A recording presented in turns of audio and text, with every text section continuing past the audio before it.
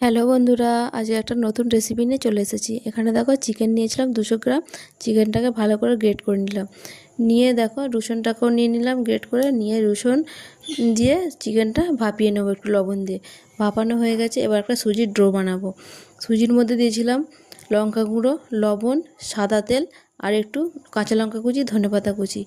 ডোটা বানিয়ে নামিয়ে নিলাম। এবার কড়ার মধ্যে সাদা তেল দিয়ে দিলাম, দিয়ে পেঁয়াজ কুচি দিয়ে দিলাম। পেঁয়াজটা একটু ভেজে নেব। নিয়ে দেবো রসুন বাটা, আদা বাটা, লঙ্কা গুঁড়ো, হলুদ গুঁড়ো, কাঁচা লঙ্কা কুচি দিয়ে ভালো করে মশলাটা কষিয়ে নেব। মশলাটা কষানো হয়ে গেছে দেখো। এবার এর মধ্যে সেই আগে থেকে সিদ্ধ করা কিমাটা ওর মধ্যে ঢেলে দেবো, দিয়ে ভালো করে কষিয়ে নেব। ভালো করে কষানো হয়ে গেছে, এবার ওর মধ্যে টমেটো কেচাপ দিয়ে দেবো। টমেটো কেচাপটা দিয়ে একটু নেড়ে নেব।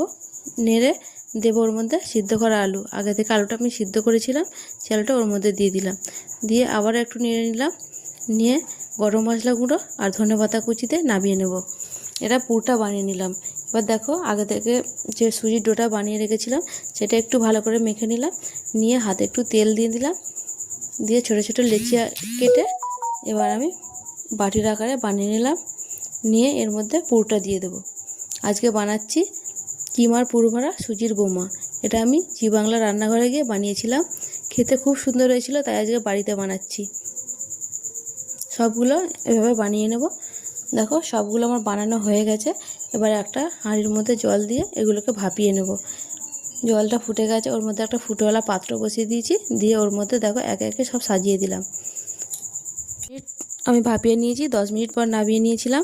নামিয়ে কড়াই সাদা তেল দিয়ে জিরে ফোড়ন দিয়ে টমেটো কেচাপ দিয়ে একটু নেড়েচেড়ে ধনেপাতা দিয়ে নামিয়ে নিলাম।